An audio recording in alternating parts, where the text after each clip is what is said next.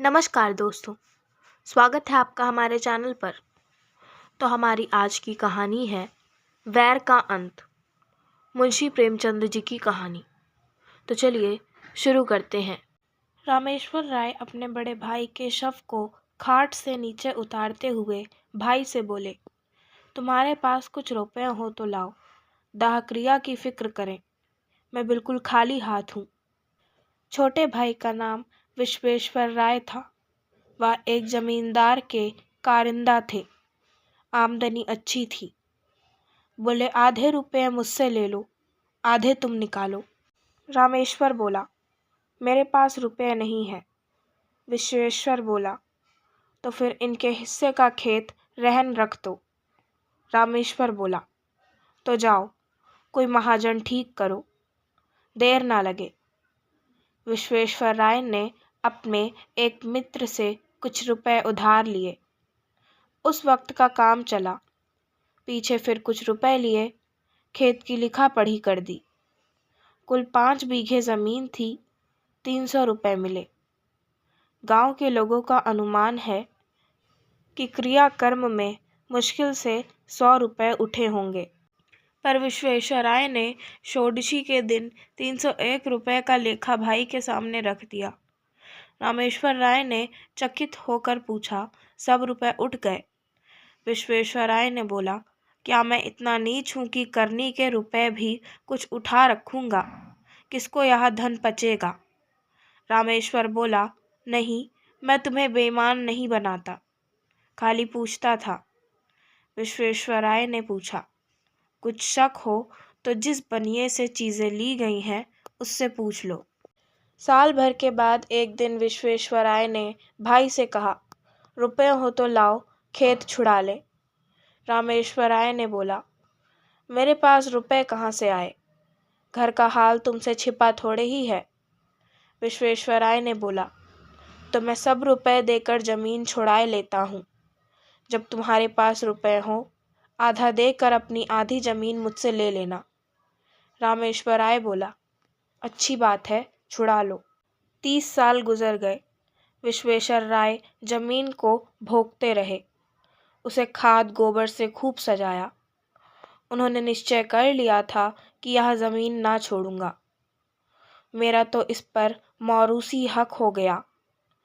अदालत से भी कोई नहीं ले सकता। रामेश्वर राय ने कई बार यत्न किया कि रुपए देकर अपना हिस्सा ले लें, पर 30 साल में वे कभी 150 रुपए जमा न कर सके। मगर रामेश्वर राय का लड़का जागेश्वर कुछ संभल गया। वह गाड़ी लादने का काम करने लगा था और इस काम में उसे अच्छा नफ़ा भी होता था। उसे अपने हिस्से की रात दिन चिंता रहती थी। अंत में उसने रात दिन श्रम करके यथेष्ट धन बटोर लिया और एक दिन चाचा से बोला, काका, अपने रुपए ले लीजिए, मैं अपना नाम चढ़वा लूँ। विश्वेश्वर राय ने बोला, अपने बाप के तुम ही चतुर बेटे नहीं हो। इतने दिनों तक कान ना हिलाए, जब मैंने ज़मीन सोना बना लिया तब हिस्सा बांटने चले हो। तुमसे मांगने तो नहीं गया था। जागेश्वर राय ने बोला, तो अब ज़मीन ना मिलेगी।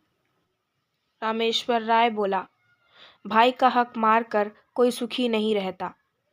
विश्वेश्वर राय बोला, ज़मीन हमारी है, भाई की नहीं। जागेश्वर बोला, तो आप सीधे ना दीजिएगा। विश्वेश्वर राय ने बोला, न सीधे दूंगा न टेढ़े से दूंगा, अदालत करो।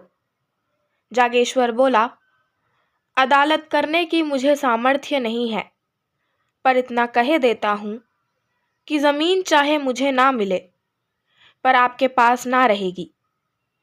विश्वेश्वर राय बोला, यह धमकी जाकर किसी और को दो। जागेश्वर बोला, फिर यह ना कहिएगा कि भाई होकर वैरी हो गया। विश्वेश्वर राय बोला, 1000 गांठ में रख कर तब जो कुछ जी में आए करना। जागेश्वर बोला, मैं गरीब आदमी 1000 रुपये कहाँ से लाऊंगा, पर कभी कभी भगवान दीनों पर दयालु हो जाते हैं। विश्वेश्वर राय बोला, मैं इस डर से बिल नहीं खोद रहा हूँ। रामेश्वर राय तो चुप ही रहा, पर जागेश्वर इतना क्षमाशील ना था। वकील से बातचीत की। वह अब आधी नहीं, पूरी जमीन पर दांत लगाए हुए था। मृत सिद्धेश्वर राय के एक लड़की तपेश्वरी थी। अपने जीवन काल में वे उसका विवाह कर चुके थे।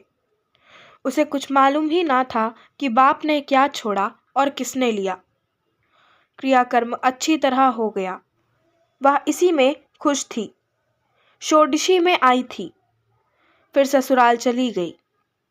30 वर्ष हो गए, न किसी ने बुलाया, न वह मैके आई। ससुराल की दशा भी अच्छी ना थी। पति का देहांत हो चुका था। लड़के भी अल्प वेतन पर नौकर थे। जागेश्वर ने अपनी फूकी को उभारना शुरू किया। वह उसी को मुद्दई बनाना चाहता था।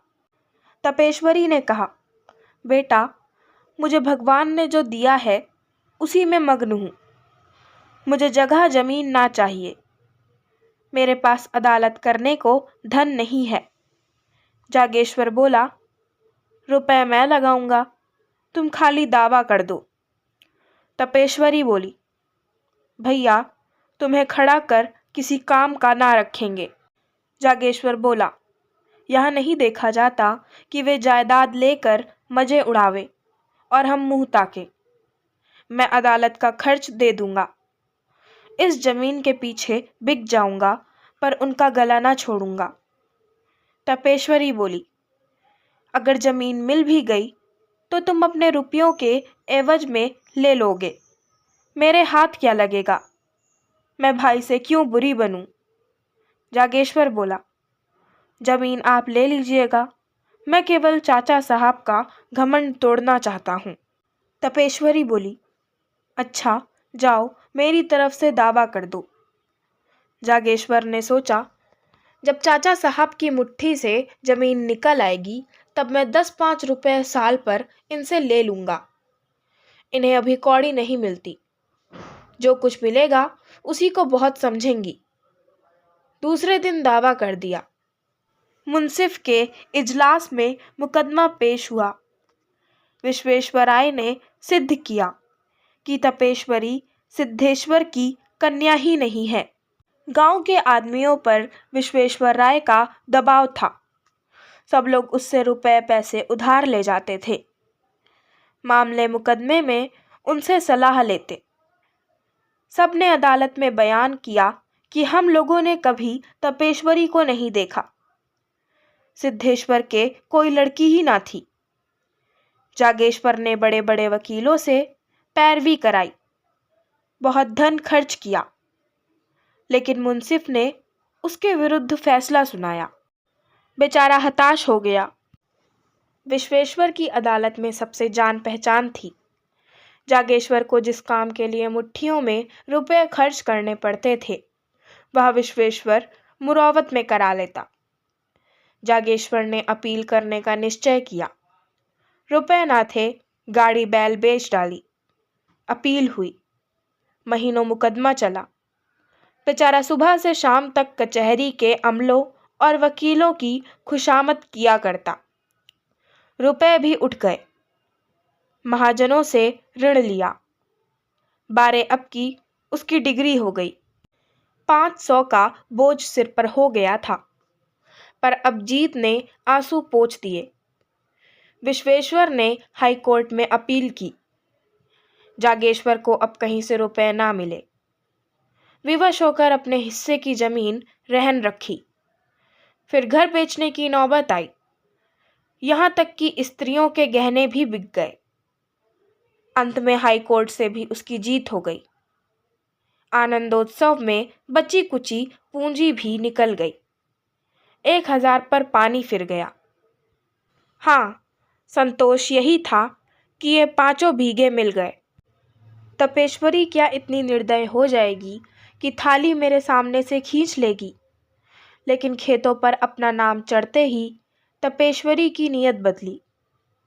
उसने एक दिन गांव में आकर पूछताछ की तो मालूम हुआ कि 5 बीघे 100 रुपए में उठ सकते हैं।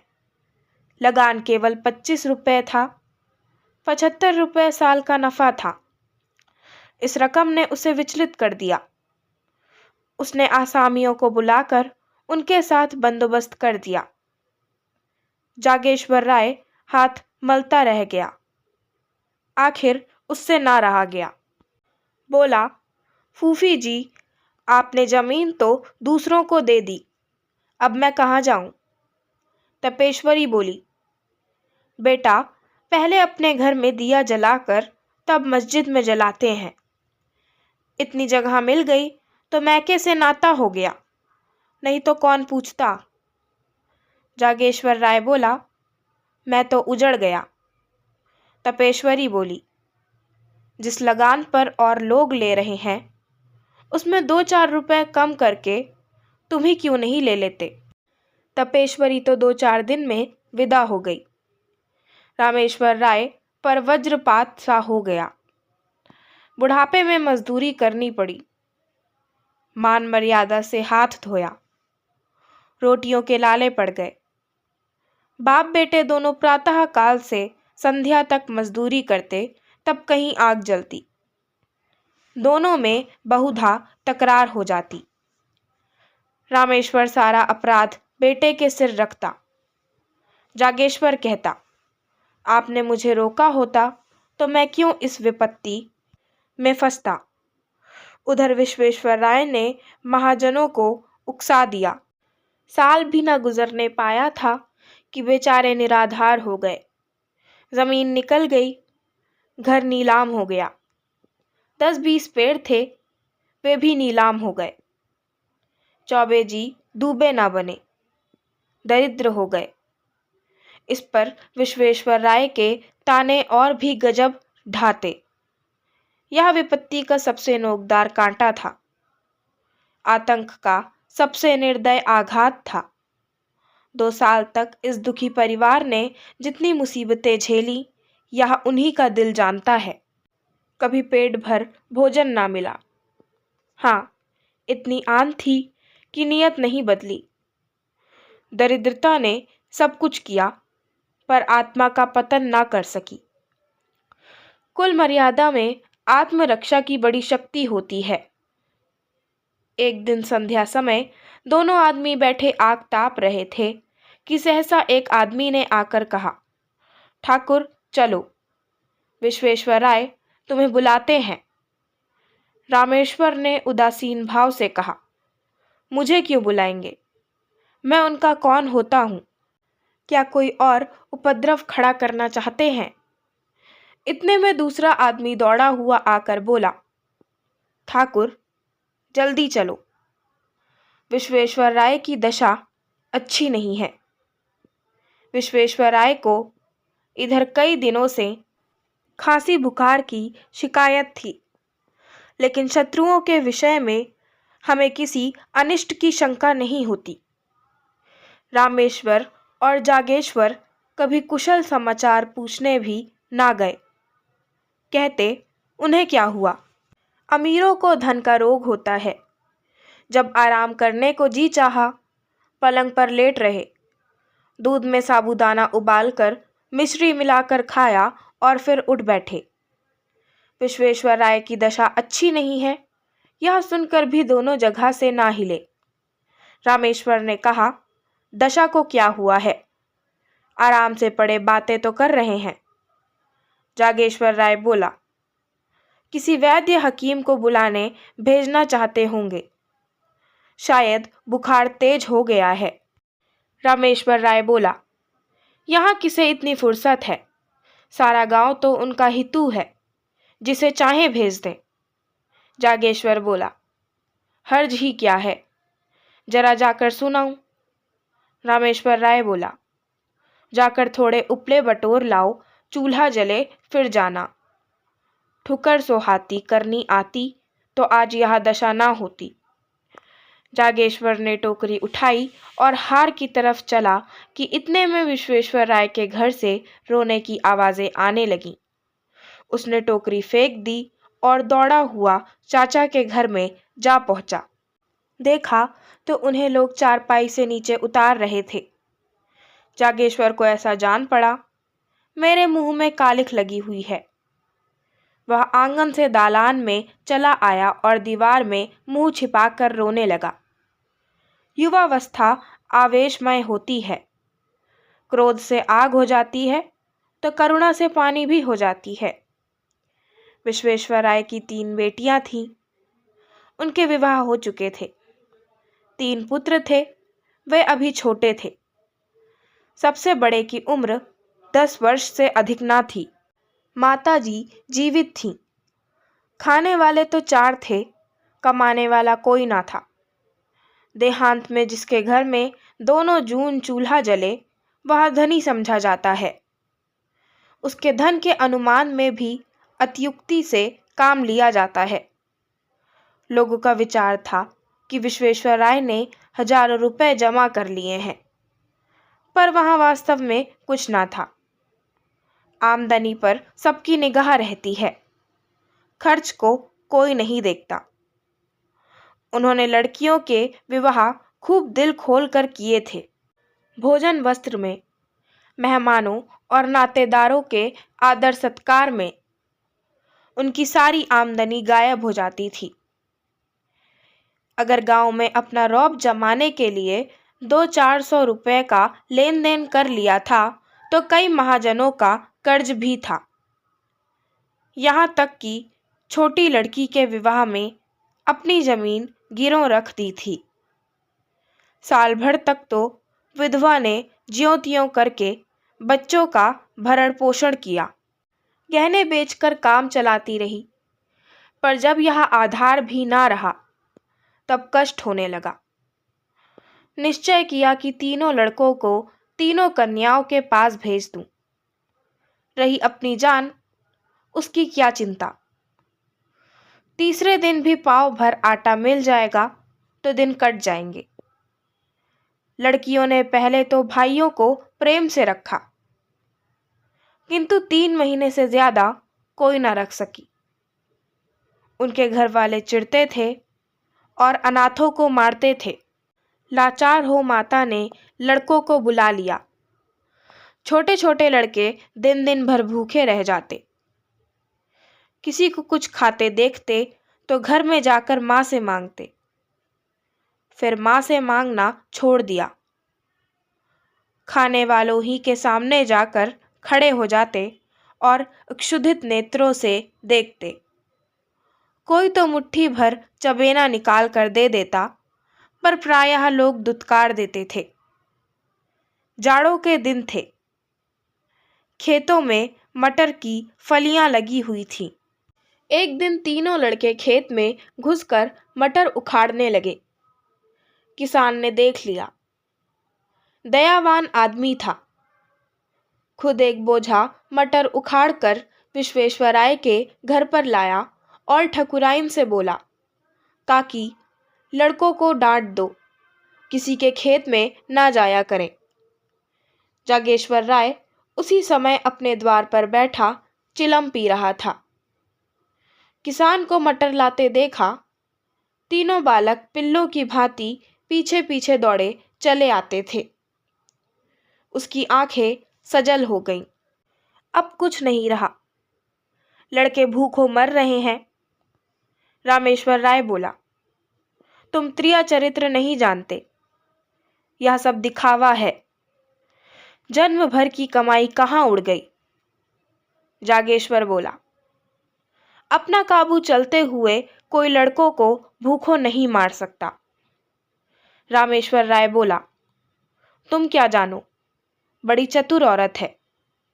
जागेश्वर बोला, लोग हम ही लोगों को हंसते होंगे। रामेश्वर राय बोला, हंसी की लाज है तो जाकर छाह कर लो, खिलाओ पिलाओ, है दम। जागेश्वर बोला, न भर पेट खाएंगे, आधे ही पेट सही, बदनामी तो ना होगी। चाचा से लड़ाई थी, लड़कों ने हमारा क्या बिगाड़ा है। रामेश्वर राय बोला, वह चुड़ैल तो अभी जीती है ना। जागेश्वर चला आया। उसके मन में कई बार यह बात आई थी कि चाची को कुछ सहायता दिया करूं, पर उनकी जली कटी बातों से डरता था। आज से उसने एक नया ढंग निकाला है। लड़कों को खेलते देखता तो बुला लेता, कुछ खाने को दे देता। मजूरों को दोपहर की छुट्टी मिलती है। अब वह अवकाश के समय काम करके मजूरी के पैसे कुछ ज्यादा पा जाता। घर चलते समय खाने की कोई न कोई चीज लेता आता और अपने घर वालों की आंख बचाकर उन अनाथों को दे देता। धीरे धीरे लड़के उससे इतने हिल मिल गए कि उसे देखते ही भैया भैया कहकर दौड़ते। दिन भर उसकी राह देखा करते। पहले माता डरती थी कि कहीं मेरे लड़कों को बहलाकर ये महाशय पुरानी अदावत तो नहीं निकालना चाहते हैं। वह लड़कों को जागेश्वर के पास जाने और उससे कुछ लेकर खाने से रोकती, पर लड़के शत्रु और मित्र को बूढ़ों से ज्यादा पहचानते हैं। लड़के माँ के मना करने की परवाह न करते। यहाँ तक कि शनह शनह माता को भी जागेश्वर की सहृदयता पर विश्वास आ गया। एक दिन रामेश्वर ने बेटे से कहा, तुम्हारे पास रुपए बढ़ गए हैं तो 4 पैसे जमा क्यों नहीं करते, लुटाते क्यों हो? जागेश्वर बोला, मैं तो एक एक कौड़ी की किफायत करता हूँ। रामेश्वर राय बोला, जिन्हें अपना समझ रहे हो वे एक दिन तुम्हारे शत्रु होंगे। जागेश्वर बोला, आदमी का धर्म भी तो कोई चीज है। पुराने वैर पर एक परिवार की भेंट नहीं कर सकता। मेरा बिगड़ता ही क्या है, यही ना, रोज घंटे तो घंटे और मेहनत करनी पड़ती है। रामेश्वर ने मुंह फेर लिया। जागेश्वर घर में गया तो उसकी स्त्री ने कहा, अपने मन की ही करते हो, चाहे कोई कितना ही समझाए, पहले घर में आदमी दिया जलाता है। जागेश्वर बोला, लेकिन यह तो उचित नहीं कि अपने घर में दिया की जगह मोमबत्तियां जलाएं और मस्जिद को अंधेरा ही छोड़ दें। स्त्री बोली, मैं तुम्हारे साथ क्या पड़ी, मानो कुएं में गिर पड़ी। कौन सुख देते हो, गहने उतार लिए, अब सांस भी नहीं लेते। जागेश्वर बोला, मुझे तुम्हारे गहने से भाइयों की जान ज्यादा प्यारी है। स्त्री ने मुंह फेर लिया और बोली, वैरी की संतान कभी अपनी नहीं होती। जागेश्वर ने बाहर जाते हुए उत्तर दिया, वैर का अंत वैरी के जीवन के साथ हो जाता है।